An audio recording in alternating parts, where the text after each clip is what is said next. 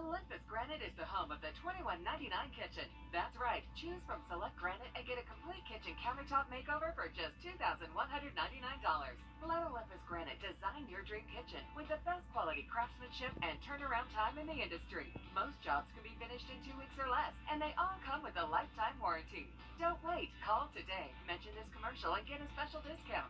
Olympus Granite, located at 383 Tower Drive in Augusta. Visit olympusgranite.com.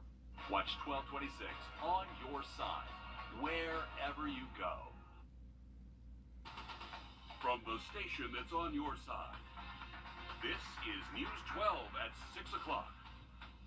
New developments in Riverside Village will have to wait even longer after an auction to sell these empty lots gets postponed a second time. Why some city leaders believe this may actually be a silver lining. And school back in session for most of our Georgia counties, about 6 districts starting today, including students from McDuffie County. But every day this week, at least one district will start their new school year. Thursday, the school year begins for Richmond and Columbia County schools. Just last week, Richmond County schools announcing they are requiring a mask for everyone. In Columbia County, the mask is not required in the classroom, only recommended. Both districts do require those masks to be worn on a school bus. We're also learning both Richmond and Columbia counties will allow 100% capacity in athletic events. Today and tomorrow, both districts are welcoming parents for open houses. But we have Celeste Springer live for us outside of Westside High School, where their open house just wrapped up a little bit ago. So Celeste, you talked to parents. How are they feeling about the new year? Well, it's 2 different school districts and 2 different mask policies, and for every single car here at Westside High School, a different opinion on what the mask policy should be. But regardless of those opinions, school is right around the corner, and their students are headed back. They hate it. I mean, kids hate it. Fight every morning trying to put a mask on. I applaud them. I'm like, well, thank you for thinking of the kids. Thank you for thinking of our community. Students in Richmond County are bringing their masks. Parents across our area bringing mixed reviews. I'm not going to say there's a right or a wrong. I don't necessarily think that it's wrong for doing masks or that it's right that they're not doing them. Some nervous about the long-term implications of masks. And I just feel like that it's teaching our kids to hide themselves and to become socially anxious. Others taking on their own first day of school jitters, like Megan Cunningham, who pulled her kids out of Columbia County schools, turning her home into a classroom. But a lot of other people don't have that as an option, and so they're sending their kids back to school and hoping for the best. And that's just a terrifying position for any parent to be in.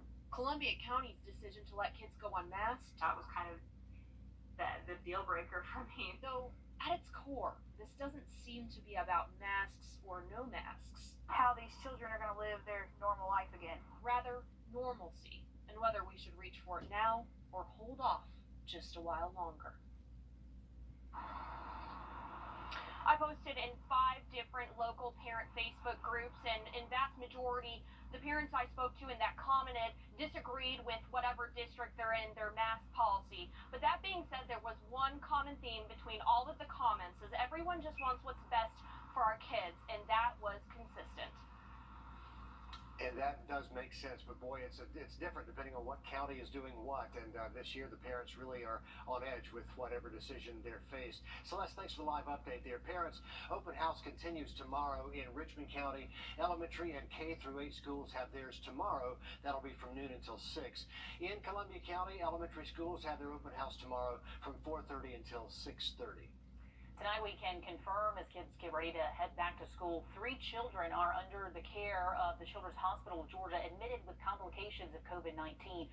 One of them is in the ICU. Our I-team asked if they had any underlying health conditions, but that information was not made available, likely because of HIPAA. But today the I-team analyzed new data from state health officials and found here at home COVID infections in children are rising here in the weeks ahead of school starting. So here's what we found. State data shows Richmond County reported high case counts in every younger age grouping, and the Department of Health listed each one as increasing over the last 2 weeks. In nursery age children from newborn to 4, 6 confirmed cases, considered moderately high. In school-aged kids from 5 to 17, we've seen 34 confirmed local cases in the last 2 weeks, considered high. College-aged 18 to 22, 28 testing positive in the time frame, also considered high by DPH. population standards. In Columbia County, only 3 cases confirmed over the last 2 weeks in nursery-age children, 21 cases confirmed and considered moderately high for that 5 to 17 bracket, 11 cases in the college-age kids, again labeled as increasing in case counts rather than decreasing, so certainly not heading in the right direction. Burke and McDuffie counties recorded low case counts. They were either decreasing or so low that they didn't meet the metrics for further evaluation by the Department of Public Health. But what we're seeing locally in Richmond and Columbia counties does match up with the statewide picture of those increasing case counts across all age cohorts of kids and young adults, and high in those categories of high school or knocking at the door for the population. So not trending in the right direction. At our local hospitals, COVID hospitalizations on the rise again. University Hospital saw a dramatic rise with 49 in-house patients today. That's a sharp increase compared to only 21 patients last week. This time last month, they only had 3 COVID patients. At the other hospitals, AU Health reporting 37 patients, 30 at the Charlie Norwood VA, 26 COVID patients at Doctors Hospital, and we're still waiting to hear back from Aiken Regional. Just in the last couple of hours, Doctors Hospital announced it's changing its visitor policy too. Starting tomorrow, patients can only have 1 visitor who has to be 18 or older. Hours are from 9 to 9 with the exception of special care areas, which will be posted on the units. Aiken Regional and AU Health have also updated their policies, which we told you about in the last 2 weeks. Much more news ahead after we check in with First Alert's Chief Meteorologist Riley Hale. And Riley, I understand we had a hot week here last week. This week, not quite as bad. We are flipping the switch on it, Richard. We had temperatures near 100 last week, but we're expecting temperatures to be well below normal the next several days, and it's going to be thanks to much higher rain chances for us. And actually, the rain chance over the next couple of days could pose a low flash flood risk for us. This is for the rest of tonight, so into tomorrow morning, we do have the chance for a few flood alerts across the CS array. Highest chance would be highlighted in yellow here, mainly our southern counties, Jenkins, Screven, Emmanuel, Johnson. Y'all are currently closest to the storms that we're tracking, mainly along and south of I-16. This storm threat will be increasing across the CS array as we head past sunset tonight. And then on Tuesday, that stalled boundary just going to be in play, keeping those rain chances with us. But we are currently dry and expecting these storms to stay away from us at least till we get past sunset. So if you need to run the errands over the next couple of hours, we are expecting dry weather here in Augusta. But past sunset, that's when the rain chances start to go up. We'll have a full look at that outlook in just a little bit. All right, thanks, Riley. The mayor of Augusta is just Riverside. Kennedy, thanks. Well, these untouched lots at Riverside Village in North Augusta are going to have to stay empty for a little while longer. Today, an auction set to sell them off was delayed for a second time. Sloan O'Cone is live from Riverside Village. So, Sloan, you were at the courthouse where the auction was supposed to happen. So, what happened instead? Well, the auction was over before it even started. City officials say they assume that the bank and the developer came to a behind-the-scene agreement. And even though these empty lots are hard to look at, one council member says it's not as bad as it looks. Parts of Riverside Village in North Augusta are thriving, with a baseball stadium, new restaurants, and stores. But in the middle of this sit 6 empty lots. Greenstone Hammond's Ferry Development owns those 6 empty lots. But the city says they haven't been paying taxes, so they took them to court again today for $3 million. However, before things ever got started, they were over. Both parties were called into a private meeting with the judge. A few minutes later, the clerk said the hearing was over. One city councilman hopes that's a good sign. Well, I think it's a kind of a positive thing because it sounds like the bank is working with the property owner and they're working on how they salvage the property and make sure everybody is solid on their finances. Greenstone developers want to keep the land and not have it foreclosed on. The bank and the city just want to see some progress in an otherwise thriving area. Moving forward here, you know, things are moving up in the economy and the community. And one of the things that I always said is North Augusta is really about the people, and the people make the community. And that's what's so good about North Augusta. We just want to continue to have more assets and things for people to do. City officials say the next thing to look for is if the developers pay their county taxes in the upcoming months to get a better look into their financial security. And if they aren't paid up, the next court date will be September 7th. and we will be watching, Sloan, thank you, certainly some prime time property. Yeah. And leaders tell us they'll talk more about what happened today at tonight's city council meeting. So that's streaming on the city's Facebook page if you want to pop into that. Maybe a positive development to keep Yeah. it out of the bank's hands and keep it developing over there. Aiken County doesn't start school for another couple of weeks, but today students at Clearwater Elementary got to meet their principal. The first day for all Aiken County students will be coming up Monday the 16th. Parents' masks are optional both in the classroom and on the Aiken County buses. Most other COVID protocols from last year are staying in place, including limiting visitors, regular disinfecting, and social distancing whenever possible. Some other important info for parents in Columbia and Richmond County ahead of Thursday. Both districts providing free breakfast and lunch for all their students. In Columbia County, parents there are a couple of apps you might want to download. Alito for all things school news, and for the new EduLog parent portal. That's for school bus tracker apps. It's easier said than done. Take my word for it. They're there on the screen. Yeah. Sorry about that. Yeah. Richmond County also has a bus tracker app called Stop Finder, which is much easier to find in your app store. Also, this is the first school year for the district's one-to-one technology initiative. All 1st through 12th graders will get a laptop to take home to do schoolwork. There's a resource page on the district's website with some more information about that. But make sure to send us your back-to-school pictures. We love seeing these every year, and your student might end up on TV. You can send us those on our website, or you can send them to us through the Wrdw app. The smiling faces of the first day of school. Love that. Well, the miracles that happened at the Children's Hospital of Georgia did not go unnoticed. Coming up, we're going to hear one family's journey of hope and healing and miracles. And we did stay dry today, but rain chances will be going up as we head into tonight and especially tomorrow. 100 forecast next. High performing. You'll never forget it. We've got some live pictures coming in from the 13th Street Bridge project happening. Work actually starting today to replace this 80-year-old span with one that is more walkable, more user-friendly, even with a light show included on it. Lanes are shut down there now, at least one of those lanes heading from Georgia into South Carolina. You can expect lane closures every day this week from 9 to 4. The work you see there is actually on the Augusta side of this, but the lane closures are going to happen from the Georgia side heading into South Carolina. GDOT says crews are checking foundations, checking the soil, and this is going to be a long project. When you're talking about building a bridge from the ground up, really below ground where some of these foundations are going to go, we have to know exactly what we're dealing with. And you can still give GDOT your feedback until the 13th. If you haven't seen this video, this is video of the actual bridge, but we also have video that we posted online of the future bridge, which is worth a look. Coming up tonight at 11 o'clock, we're going to have more on the project and the timeline. If you drive on I-20 near the state line often, heads up, there will be lane closures on Wednesday night going both ways. GDOT says workers will be out there from 8 p.m. to 6 a.m. working on the new bridge deck there. So we are bridge project rich in the CSRA right now. We got lots happening on some very old thoroughfares. But outside, it is a much nicer day. But First Alert Chief Meteorologist Riley Hale is here to tell us that those crews can expect rain. And unfortunately so, the rain chances do look pretty good for us as we head into late tonight and especially over the next couple of days for us. We've enjoyed a beautiful afternoon. We're still looking at dry weather over the next couple of hours, but you can see all this rain to our south and to our west. This is what's going to be building our way as we head past sunset. And then on Tuesday, not expecting an all-day rain, but it likely will be multiple waves of showers and thunderstorms moving on through.